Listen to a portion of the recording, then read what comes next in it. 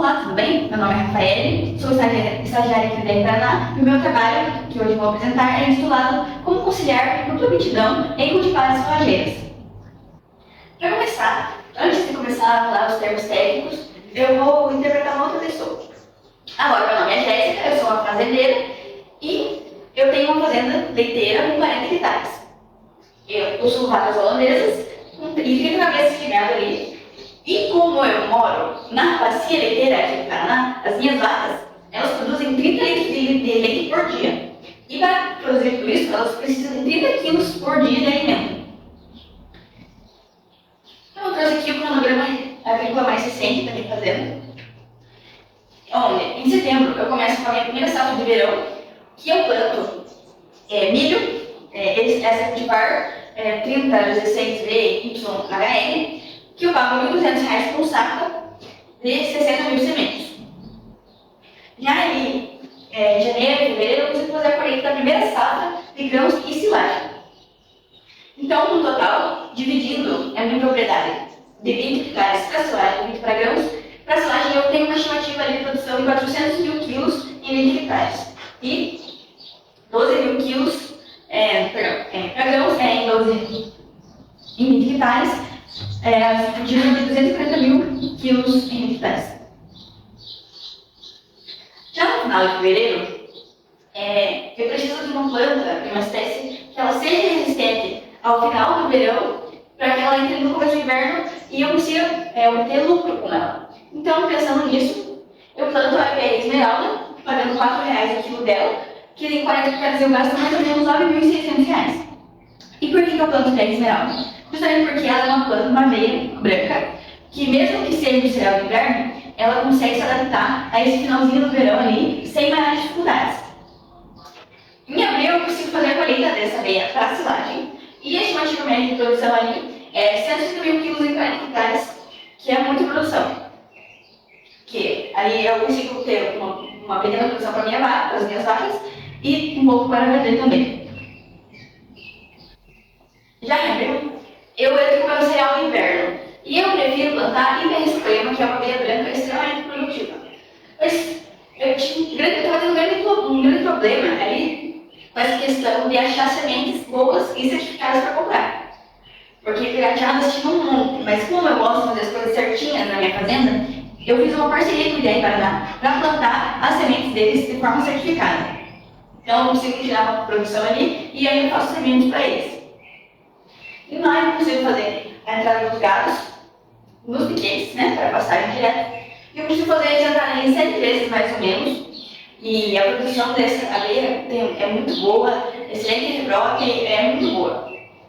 Em novembro eu consigo fazer a colheita dessas sementes certificadas.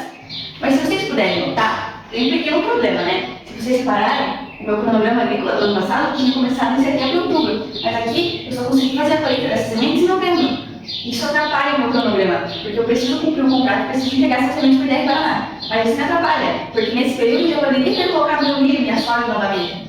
Então como é que eu faço para lidar com isso?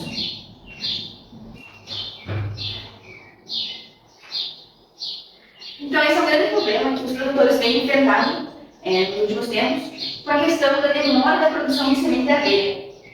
Isso desestimula os produtores a plantarem esse tipo de espécie por conta dessa dificuldade.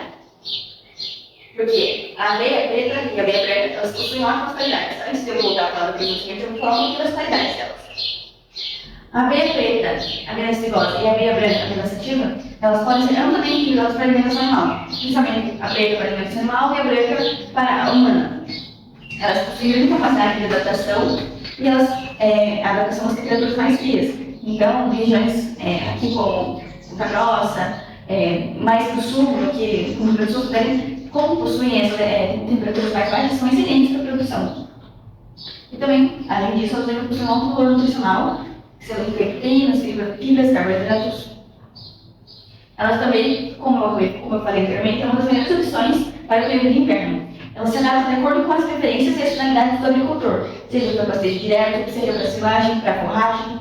Ela é multifunções. E também, é claro, ela também desempenha ela tem um ótimo desempenho como planta de cobertura do solo, sendo que ela melhora a saúde do solo, conserva a água e isso previne também as ervas daninhas. Mas e a questão da produção de sementes? Como é que funciona essa espécie? Como falei na minha história e tal, ela tem um grande problema. O que é a lei da oferta e da demanda? A lei da oferta e da demanda é um dos princípios fundamentais da economia, que descreve a interação entre a disponibilidade de um bem ou serviço e o desejo dos consumidores por esse bem ou serviço. Ou seja, eu preciso ter um item para oferecer, porque se eu não tiver item, como eu vou vendê-lo? Por exemplo, a minha cultivar pode ter as melhores qualidades, ela pode ser uma ótima produtora de raio, uma ótima produtora de sementes, ela pode ter as melhores características, mas se eu não tiver como reproduzir ela de forma adequada, eu não consigo vender ela, não consigo ter a demanda por ela. Então, sendo assim, a necessidade de regiões frias em alterações mínimas desse requisito, por exemplo, regiões como Santa Teresa do Oeste, Londrina, elas têm uma margem significativa aqui na produção de sementes que já é pequena. Por exemplo, nós tivemos um experimento em Londrina com a aveia preta e a carne 1. E a produção de sementes desse ano foi extremamente baixa, quase nula, talvez até nula mesmo. Justamente porque, além de Londrina ser uma região mais quente, também foi um ano tipo muito mais quente que o normal. Então, o que já era ruim foi pior. E também existe uma característica chamada perfilhamento, que afeta mais a aveia preta do que a aveia branca. O perfilhamento é quando plantas novas surgem da planta mãe e se tornam plantas independentes. E na hora que todos os recursos de energia que deveriam ir para a produção de sementes, elas vão para o perfilhamento. Isso afeta a produção de sementes diretamente. Todos esses requisitos, eles afetam a produção de sementes e causam baixa produtividade. Sendo assim, os programas de melhoramento genético, principalmente aqui em nosso ideia Paraná, vem procurando plantas com capacidade fecundadeira, plantas que também resistem a doenças, ou seja, porque precisa de uma planta que resista até o final do seu ciclo, também plantas que têm uma adaptação térmica, para que elas não percam a sua produtividade no calor, e também as plantas, obviamente, com boa produção de sementes. Sendo assim, o nosso objetivo são as plantas com dupla aptidão. Sendo assim, o Ideia Paraná Londrina, que, em geral, tem uma parceria com a União, que é o National Oak Nursery, recebeu sementes de vários países, como a Austrália, Argentina, Estados Unidos, DAVs graníferas, cada variação granífera. Porém, lá em Londrina, houve uma observação que poderia constatar que essas aveias graníferas teriam potencial para serem aveias forrageiras. Então, essas sementes foram enviadas aqui para nós, em Ponta Grossa, para serem avaliadas de forma realmente para ver se elas tinham potencial forrageiro. Então, essas mesmas linhagens foram plantadas no Polo Regional de Pesquisa e Inovação do Ideia Paraná em Ponta Grossa. Um semeador manual no dia 10 de maio de 2022, com blocos inteiramente padronizados, com espaçamento de 0,20 metros, sendo que cada linhagem era uma linha de 1 metro. O tratamento dos tratos culturais foram realizados de acordo com as recomendações da CBPA. Então, foram plantadas 100 linhagens, como eu falei, cada uma com uma linha de 1 metro.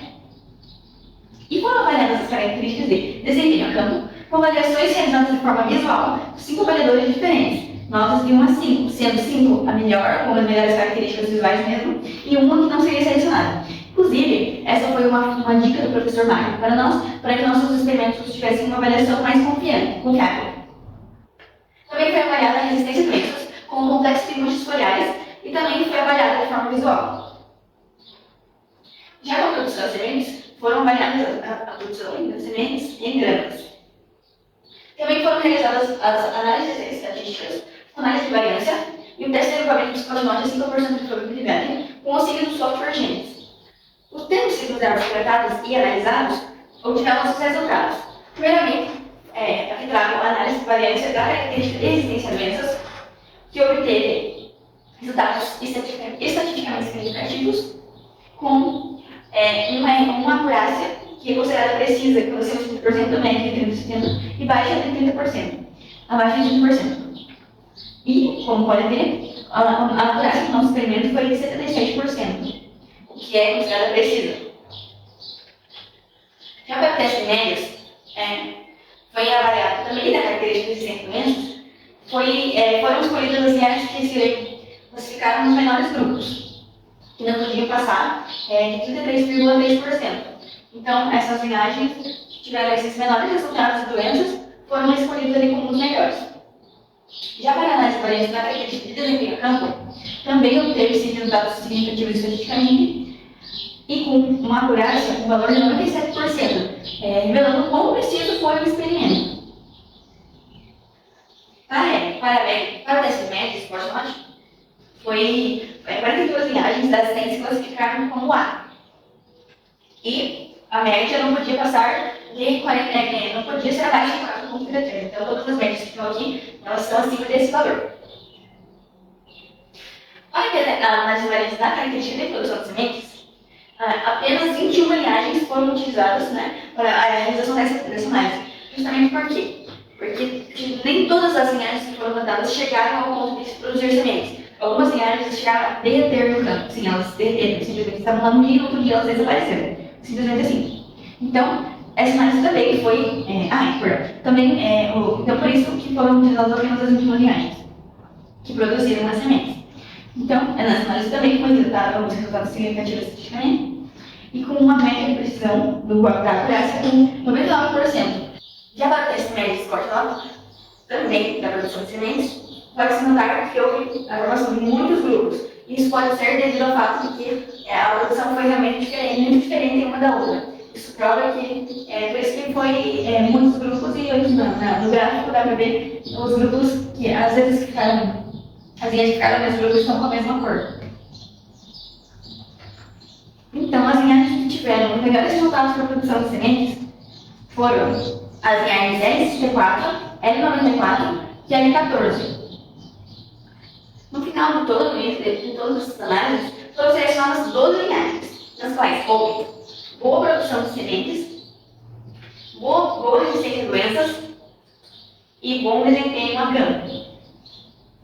Em conclusão, no presente momento, as 12 linhagens já foram reavaliadas para o seu potencial usuário e os dados apresentados foram todos significativos, ou seja, confirmando a possibilidade da dupla aptidão. E uma prévia aqui eu trouxe os resultados desse ano, já que elas já foram reavaliadas e agora estamos coletando os dados para a produção de sementes.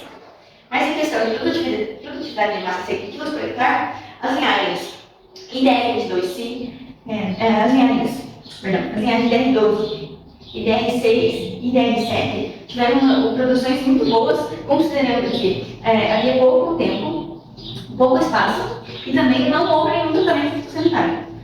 E considerando que são vezes com outras sementes, isso é muito significativo. Esse foi o meu trabalho, muito obrigada pela atenção. Espero que tenham entendido um pouco mais sobre genética e qualquer dúvida estarei à disposição, pode entrar em contato comigo. Muito obrigada.